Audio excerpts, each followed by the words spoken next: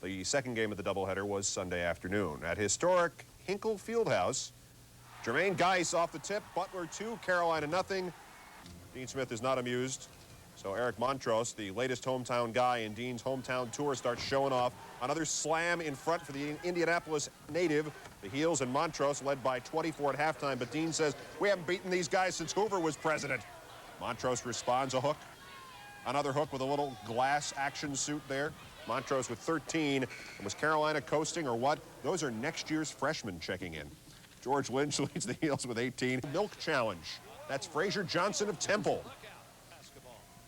Doing the real milking in this one. Florida State's Bobby Sura delivers from three-point land from way downtown. Bang, bang, bang. He had 24. Florida State still stinging from the Duquesne loss, tied at 71. Waning seconds, Aaron McKee of Temple can win it. No. Off to overtime we go, where the Seminoles hoot the Owls 20-19. Sam Cassell nicely to the hoop, and it's over. Number 10, Florida State by 11 over Temple in the Milk Challenge. So the Seminoles now go on to face Elsie the Cat. Of course, has been the freshman, the true freshman, Jason Kidd, picking Pete Eisenreich's pocket and taking it in for 2 of his 17. Cal wins at 80-73.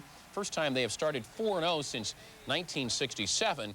But then keep in mind, they have the big non-conference win. Malcolm Huckabee for 3. 17 points, game tied at 62. We went into overtime. Malik Russell, Monty Williams, a career-high 31, Notre Dame by 2. Still in overtime, Derek Jackson, David Hinton. Hinton muscles it back. We're tied at 66. Then it's Lamar Justice going to the hoop, hacked in the act. It counts. Notre Dame led it 69-66. They would go on to win it by the final of 73-7. In 9 years, 36 Final Four teams have hit Maui, including Duke. So let's check out the beautiful sun, the sea, and the champions. The Blue Devils taking care of business. Bobby Hurley. Terrific pass to Grant Hill for 22. And watch Hill off the steal to Hurley. Watch the quick peek. See Hill coming? Well, nobody else did. What a play. Duke up 11, 45-34. Magic keeping an eye on Hurley and Hill and company. And how about the alley-oop to Grant Hill? 8 of 11 from the field, 22 points. And one more time, Bobby to a Hill. This time, Thomas climbs up. He had 10. Duke wins by 16. DePaul didn't play all that bad. Grant Hill 22. Oklahoma up 11 at the break. Make it 13 on the Bryant Van dunk. But on the BYU turnover, it's Jeff Webster again. Oklahoma led by 15 with 12 minutes left. Roger Reed in trouble, but back come the Cougars. Kevin Nixon throws down a 3. It's a 1-point game. Billy Tubbs with a nice shirt concern. After another 3 from Oklahoma, it's Shane Knight cutting it to 1. Then the crucial mistake. The senior, Terry Evans, in trouble with the trap, and he just kind of throws it up nowhere. Stolen by BYU. So a chance for BYU to win this game with a 3 that doesn't go. The rebound to Nixon, the winner. Beating the clock, and BYU with a big one in Maui. 76-75 over the 9th-ranked Sooners. Nixon, the same player who hit a 3 from half court to win the WAC tournament over UTEP. State's Donnie Seal loses the ball, and Adonis Jordan, who had a terrific game, gets the steal and 2 of his 16 points. Jayhawks 15-1 run. Great pass, Calvin Rayford to Darren Hancock. Roy Williams' team up 15 at the break. But NC State hangs around thanks to Diem Bacali. Bacali, the left-hander, the southpaw with a 3. How about another one? He hit 5 to keep State within 10. But here's the pass of the night. From Jordan, between the legs to Rex Walters. Jordan had 7 assists, 7 steals, 16 points. And the highlight of the night is the Jayhawks are 7-0, winning by 20. They've won 42 straight in December. Quick start. Mark White, the steal and slam. He had 23. Chippewas lead by 10. But Michigan chips into the Chips lead, a 15-2 run. Juwan Howard with the dunk. Chris Webber off the Juwan Howard miss. Howard tries again. This time he hits the jumper. Then the Wolverines pull away. Jalen Rose on the break will keep it and slam it as Michigan wins. They were coached by Rose's high school coach, Perry Watson. That's because, sadly, Steve Fisher's dad passed away Saturday. It was Fisher's dad who helped convince Steve Fisher, the Michigan coach, to start 5 freshmen last year. Also, Iowa won easily in San Juan. In Pine Bluff, Darrell Hawkins had 20 as Richardson's Runts win by 47. And in Lincoln, Nebraska's 7-0. They score the first 15 and win by 21. McLemore with a follow. Memphis State has Anthony Hardaway. McLemore again in Jarrell Horn's face. Hardaway again. Chaminade goes one up. Van Scoy to David Baldwin for the one-handed jam. Impressive. Jarrell Horn wins this contest, the Tomahawk Jam. Did I mention this was a dunk fest? Hardaway made a highlight reel of his own. He was a big part of this film spectacular. Look at that move. Your junior swingman is heading to the NBA next year, probably. Second half, Hardaway hits not one, not two, but 3 straight threes. As a matter of fact, he hit a school record, 7 3-pointers. He came into this game averaging 23.6 points. He finished with a career high 33 as MSU wins this one. Next up, BYU in Tuesday's semifinals. More in Maui, LSU, a big winner. Getting a chance against LSU, Dale Brown's shackless but unbeaten team. The Maui Invitational. You may have seen it on ESPN. Dale, give it encouragement. To the hill. Play it to the hill. Defensively, you got to... Would they play to the hill? It's tough against these guys. Thomas Hill the steal. Cherokee Parks, Bobby Hurley behind the back. Antonio Lang, the athletic move. The Dukies by 18 at the break. Second half, they go to the bench. Kenny Blakeney to Thomas Hill, who goes in for the slam. Also off the bench, Marty Clark at 13, and Doug Collins' son Chris at 10. It snaps a 12-game Hawaiian win streak for LSU as Duke wins 96-67. We'll tell you who they play in the title game later in the show. Number 3, Kentucky beat Miami of Ohio 65-49. Jamal Mashburn had 26. No against the Tar Heels. Randy Ayers lost to Dean in the tournament last year. First half for the Buckeyes. Charles making the freshman over Henrik Rodel, and the Buckeyes led by as many as 6 seconds to go in the half. Lawrence Funderburk making some noise, and the Buckeyes by 3 at the break. Funderburk and Eric Montross battling all night. Second half, it's Montross inside on Funderburk, and he dunks. Boy, Montross is playing well. Can't wait to see him and Cherokee Parks head-to-head. Brian Reese, the spin move later in the second half, and the Heels pull away to win by 20, outscoring the Buckeyes by 23 in the second half. Dean Smith passing Fog Allen. Dean's now 4th on the all-time win list, 128 behind Adolph Rupp. Coach Lou Campanelli telling his kid to just be yourself, be yourself. Off the defense, kid with a nice defense, yes, steal. And then watch this move.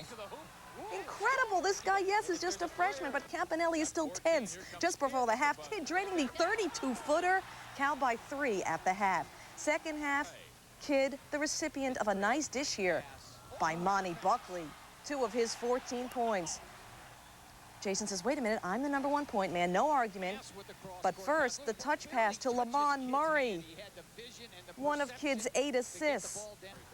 Then more magic, hooking up with Ryan Jamison with a lane no-looker. Cal wins this one easily. Jason Kidd, the kid count 14 points, 8 assists, 5 steals. Wake Forest still doesn't know what hit him. Cal is 5-0. Arizona could be found in Providence. Lute Olson, a little tense in Big East country. The Friars with tough D. Abdullah behind the back. Ira Bauman the slam here. Big night, though, for Trent Forbes, especially from 3-point range.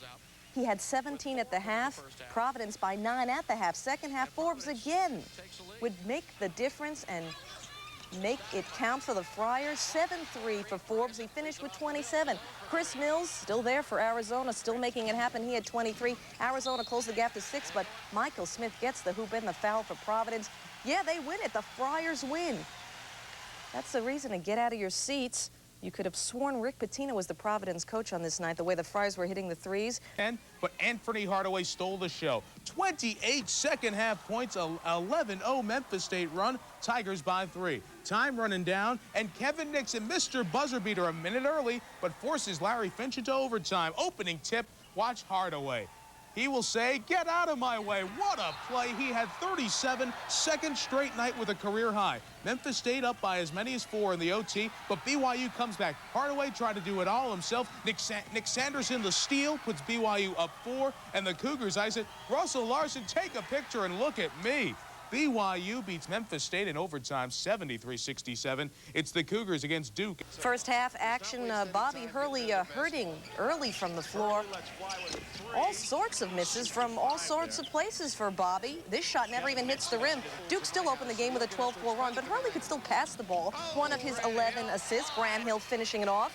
Then Hurley looking long and finding Mr. Granhill again. Granhill finishing with 27. Second half, more of the same. Hurley with a behind-the-back pass to Cherokee Parks. Get the feeling this is a rout? Yeah, it was a rout, all right. Hurley, who doesn't mind being double-teamed, the alley-oop to Hill goes round and round and round it goes. Duke wins this one easily. Dukes Hills combining for 46 points. That's 20 straight wins for the top tap. Damon Bailey to Calvert Cheney. Cheney with 3 of his 23. Indiana by 10. Cheney, the move around Charnel Scott. 2 more. 21 of Cheney's 23 came in the first half. Off the inbounds pass, Cheney on the left. You get the picture. The Redmen just couldn't do anything with the Calvert. This was a rout all through the game. Then Chris Reynolds, Cheney with a slam. Indiana by 21. Cheney helping the Hoosiers to get up to a 37-point lead at one point, but the final score was 105-80. Even Bobby Knight was impressed with his team's effort, especially junior Damon Bailey, who Knight said is Raveling looking for the upset. Lorenzo Orr outlet to Phil Glenn. Glenn had 15 points in this game, was getting good. Orr with the major ejection then on Amos Gregory. The Trojans led by 6. Tough defense by USC. Hackett, the steal, and he finishes it off. 13 points for Hackett.